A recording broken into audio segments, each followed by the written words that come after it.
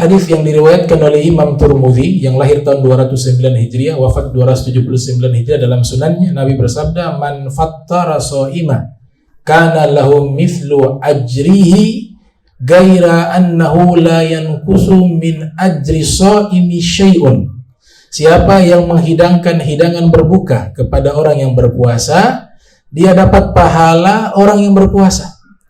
Kalau 100 orang, ya dapat pahala yang kasih hidangkan pahala berbuka puasa, dia dapat pahala 100 orang berpuasa. Tanpa mengurangi pahala orang yang berpuasa sedikit pun. Dalam riwayat yang sahih, dia dinukilkan oleh Ibnu Khuzaimah di dalam sahihnya, Nabi SAW bersabda dalam riwayat yang lain, "Man fattara fihi shaima," siapa yang menghidangkan hidangan berbuka kepada orang yang berpuasa, kana maghfiratan li dzunubi, menjadi penghapus dosa baginya. Wa itqa raqabati minan nar, dan membebaskan dirinya dari api neraka. Wa kana lahu mithlu ajrihi min ghairi an yanqusa min ajrihi syai', dan dia mendapatkan pahala orang yang berpuasa tanpa mengurangi pahala orang yang berpuasa tersebut. Ini adalah fadail. Jadi kalau Amiriyat sekarang ini berapa ratus orang ini dapat pahala puasa, ya, padahal Amiriyat hanya menghidangkan makanan, kita yang berbuka, pahala kita puasa dari setiap kita dapat bagiannya Amiriyat dapat bagian tersebut tanpa kita kurang dari pahala. Nah, dan tidak harus makanan yang mewah. Ada kasihan Nabi ketika mengatakan demikian, ada sahabat yang fakir miskin, ada yang fuqara wal masakin, mereka punya jiwa ingin memberikan hidangan berbuka. Mereka kata, "Ya Rasulullah, tidak semua di antara kami mampu menghidangkan makanan berbuka kepada orang lain. Kami orang susah." Nabi memberikan hiburan. Nabi katakan bahwa yu'tillahu dzalikal thawab man fattara shaima ala tamratin aw ala syurbati ma'in aw mazkatil laban. Nabi menghibur hati orang fakir miskin. Artinya fadilah ini yang kaya juga dapat, yang miskin juga bisa lakukan. Nabi hibur, Nabi katakan, kalian memberikan buka puasa tidak harus dengan makanan yang mewah. Sebutir kurma juga bisa masuk dapat pahala tersebut. Seteguk air minum juga dapat. Segelas daripada susu juga kalian berikan kepada orang yang berbuka puasa, kalian juga dapat pahala ini di sisi Allah Subhanahu wa taala. Jadi Nabi punya sifat sering menghibur hati orang. Kan di kalangan sahabat Nabi ada yang kaya raya, ada yang miskin. Yang kaya raya insya Allah mudahkan untuk bisa melakukan hal itu. Tapi yang miskin kasihan. Tapi Nabi menghibur. Jadi pintu kebaikan itu Allah bukakan seluas-luasnya bagi orang kaya dan orang miskin. Kalau tidak mampu sudah seteguk air bisa. Gak mampu lagi kalian miskin, kasih sebutir kurma kepada orang yang berbuka, kalian dapat pahala ini juga, kata Nabi Muhammad SAW. Dan ini pahalanya double. Kita di bulan suci Ramadan, kalau yang wajib kita lakukan, Allah lipat gandakan 70 kali pahala dibanding bulan yang lain, khusus Ramadan. Ibadah yang sunnah kita lakukan jadi pahala wajib, dan masih banyak daripada keutamaan di bulan suci Ramadan, sehingga pahala memberikan buka puasa kepada orang yang berpuasa dia dapat dua. Pertama, pahala memberikan hidangan berbuka puasa. Yang kedua, pahala sedekah. Nah, sedekah ini luar biasa, bisa membuat panjang umur dan diberikan keberkahan di dalam umurnya, sebagaimana hadis yang diriwayatkan oleh Imam Tirmidzi dalam sunannya yang lahir tahun 209 Hijriah, wafat 279 Hijriah. Nabi bersabda, "Inna shadaqata la tudfi'u ghadabar rabb wa tadfa'u mitatasu." Di antara keutamaan sedekah, sedekah dapat memadamkan kemurkaan Allah dan mencegah orang yang bersedekah wafat dalam keadaan buruk. Namanya su'ul khotimah. Jadi wafat ini hanya dua, su'ul khotimah sama husnul khotimah. Su'ul khotimah wafat dalam keadaan buruk, husnul khotimah wafat dalam keadaan baik. Nah, orang yang bersedekah, kata Nabi SAW, dia wafatnya dalam keadaan husnul khotimah, tertolak dari su'ul khotimah. Sebagaimana yang dikisahkan dalam kitab Qurratul Uyun wa Mufarrihul Qalbil Mahzun, karya Syekh Al-Imam Abul Lais Samarkandi, seorang ulama asal Rusia, Uzbekistan, di kota Samarkand. Beliau punya kitab tasawuf, itu membahas tentang keutamaan-keutamaan amaliyah dan juga hukuman bagi orang yang meninggalkan kewajiban yang Allah wajibkan kepadanya. Beliau sebutkan ada kisah dari keutamaan sedekah. Seorang pemuda ini tetangga dengan Nabi Daud. Jadi Nabi Daud kita kenal sebagai Nabi Allah, ayah dari Nabi Sulaiman. Punya tetangga seorang pemuda yang soleh, yang baik. Ternyata pemuda tersebut ketika merayakan pesta pernikahan, baru malam pertama datang silaturahmi ke rumahnya Nabi Daud. Jadi habis merayakan pernikahan, pesta pernikahan, ia silaturahmi ke rumah Nabi Daud. Pada waktu itu Nabi Daud kedatangan tamu agung, yaitu malaikat pencabut nyawa. Jadi Nabi Daud terima nih malaikat pencabut nyawa sebagai tamu karena sahabat. Para nabi ini bersahabat dengan malaikat. Cuma wujudnya wujud manusia. Karena kalau wujud asli gak bisa kita. Ya, takut orang manusia biasa lihat mata buta.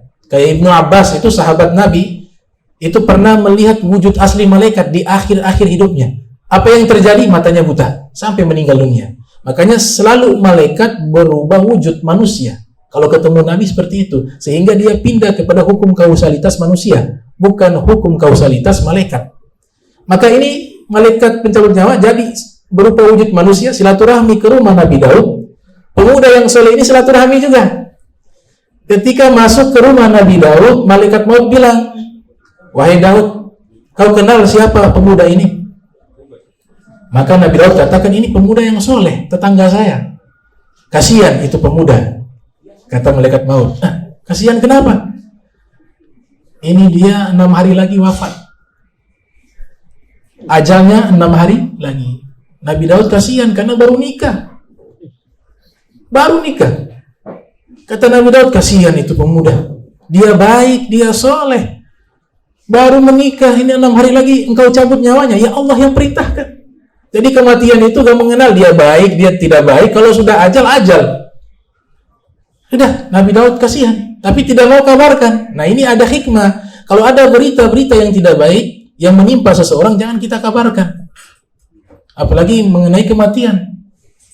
Seperti dokter ketika ada orang sakit kanker misalnya, kan kematian mutlak milik Allah. Dokter juga bisa salah.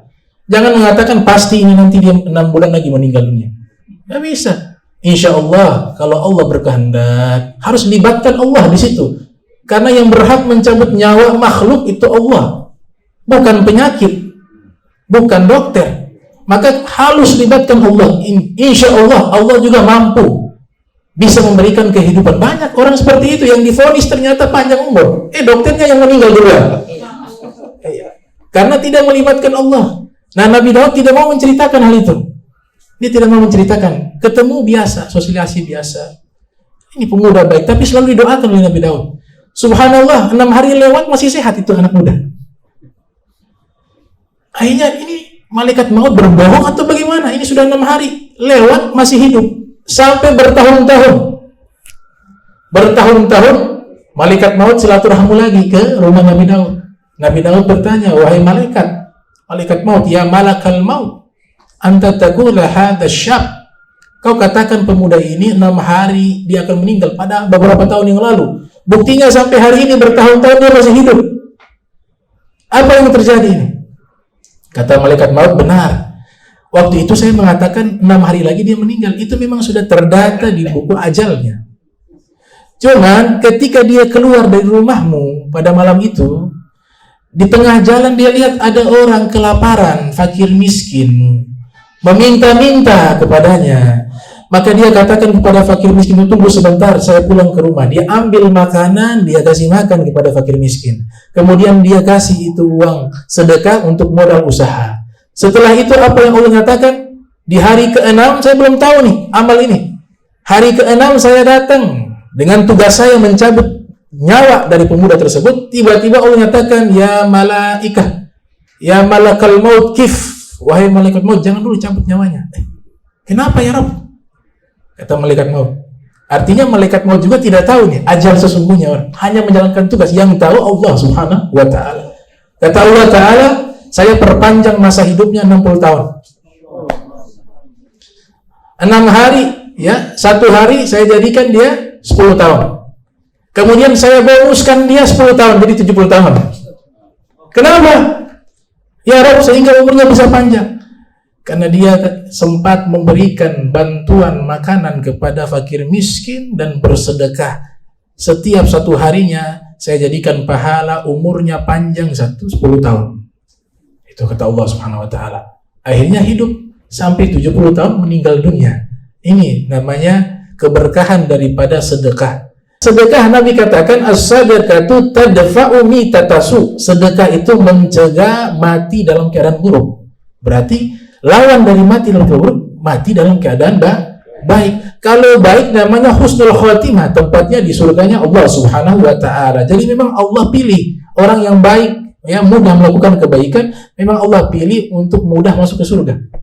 Tanda orang ahli surga mudah melakukan kebaikan. Di antaranya itu kita iftaftir, memberikan jamuan buka puasa secara ikhlas, sukarela, maka ini menjadi amal yang akan membawa kebaikan bagi orang yang melakukannya. Dan mudah-mudahan kita juga bisa itu.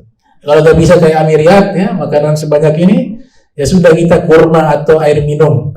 Paling nggak di bulan Ramadan ini momentum yang paling tepat untuk melakukan amal tersebut.